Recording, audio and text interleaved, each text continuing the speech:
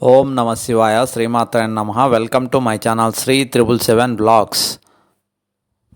Hi friends, ఎలా ఉన్నారు? నేనైతే బాగున్నాను. మీరు కూడా బాగుండాలని శ్రీ బెరవంబ మల్లికార్జున స్వామి వారిని వేడుకుంటున్నాను. ఈరోజు మన టాపిక్ వచ్చి నాగబంధం గురించి తెలుసుకుందాం. ముందుగా అనంత పద్మనాభ స్వామి గురించి తెలిసిన విషయమే. అప్పట్లో 6 గదులను తెరిచి తర్వాత 7వ గదికి నాగబంధం ఉందని తెరవలేకపోయారు. అదేవిధంగా ఇప్పుడు ట్రెండింగ్ అవుతున్న న్యూస్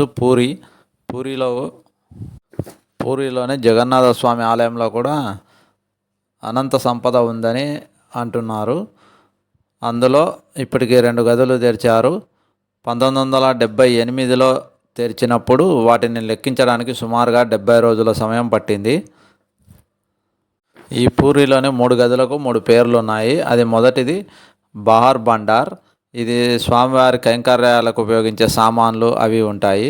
రెండోది బిటర్ బండార్. మూడోది రత్న బండార్.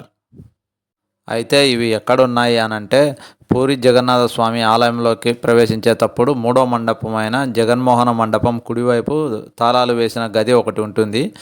ఆ గదిలో నుంచి కిందికి దిగితే 3 గదులు ఉంటాయి. అవే ఈ బండార్, రత్న బండారు, ఆ 3 గదులు. ఇందులో 2 గదులను 46 సంవత్సరాలకు 40 సంవత్సరాలకు ఒకసారి తెరిచి లెక్కిస్తుంటారు. ఆ 3వ గది మాత్రం ఇంతవరకు తెరవలేదు, రత్న బండార్ అనే గది.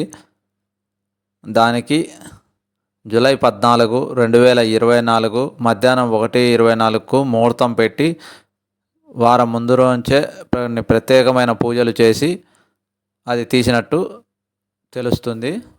ఇటువంటి ఆలయాల్లో సంపద బయటపడినప్పుడల్లా బయటకు వచ్చే విషయం ఏమంటే నాగబంధం ఉందని అంటుంటారు. ఆ నాగబంధాన్ని తీయలేమని చెప్తుంటారు. అందుకని ఈరోజు వీడియోలో నాగబంధం గురించి కొన్ని విషయాలు తెలుసుకుందాం. అంతకన్నా ముందు వైష్ణవ ఆలయాల గురించి ఒక కథ ప్రచారంలో ఉంది. ఆ కథను విందాం. ద్వాపర యుగాంతంలో బలరాముడు 108 విష్ణు ఆలయాలను కట్టించి ఆ ఆలయాల్లో శమంతకమణి ద్వారా వచ్చిన మణిమాణిక్యాలను నిక్షిప్తం చేయించాడు అని అంటారు. మిగతా 108 ఆలయాల్లో 2 ఆలయాల్లో ఇప్పుడు సంపద బయటపడింది.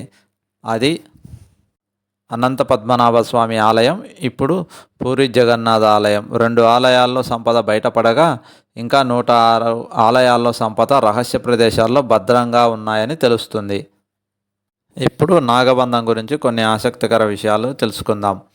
అసలు ఈ బంధాలు అంటే ఏమిటి? మనకు ఆధునిక కాలంలో డబ్బుల్ని, నగదు, బంగారం దాచుకోవడానికి లాకర్లు, బ్యాంకులు వంటివి ఉన్నాయి. పూర్వకాలంలో ఇటువంటి సౌకర్యాలు ఏమీ ఉండేవి కాదు.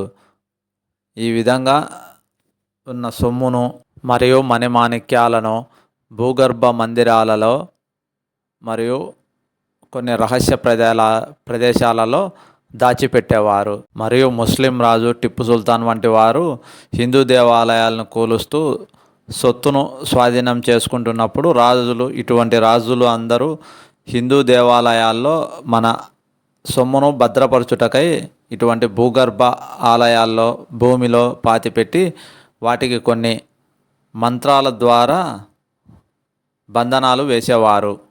ఆ విధంగా రహస్య ప్రదేశాల్లో దాచిన నిధికి రసాయన బంధనమని, భూత ప్రేత బంధనాలని, పిశాచ బంధనమని, నాగబంధమని బంధనాలు వేసేవారు. అన్నిటిలో కన్నా నాగబంధం ఉత్తమమైన బంధం అని అంటారు.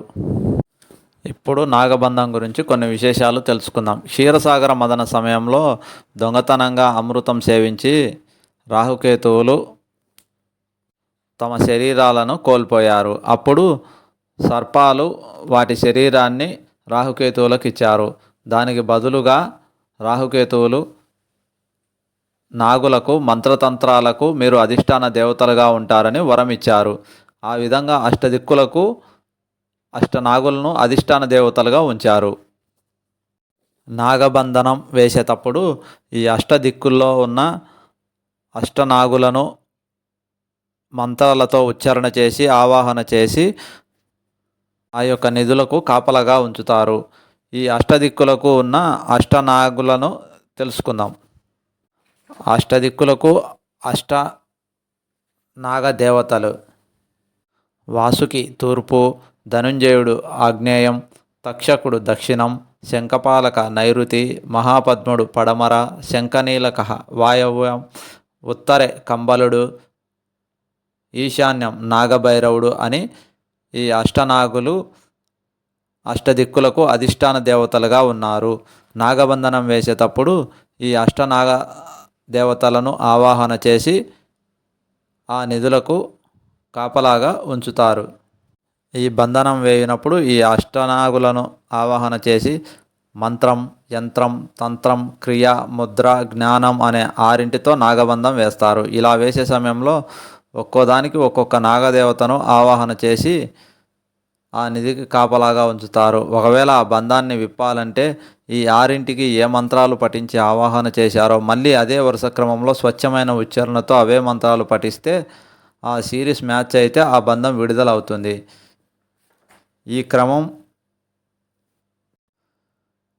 ఎక్కడ మిస్ అయినా సరే అది వికటించి నిధికి కాపలాగా ఉన్న నాగగణాలు అవి తప్పుగా ఉచ్చరించిన వారి మీద విరుచుకుపడి అంతం చేస్తాయని ప్రతీతి.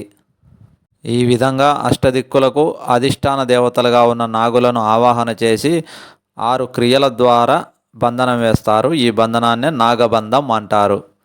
ఓం నమ శివాయ. శ్రీమాత్రే నమః. నేను చేసిన వీడియోలు నచ్చినట్టయితే లైక్ చేయండి, షేర్ చేయండి, సబ్స్క్రైబ్ చేయండి. మరిన్ని వీడియోస్ కోసం కామెంట్ సెక్షన్లో కామెంట్ చేయండి.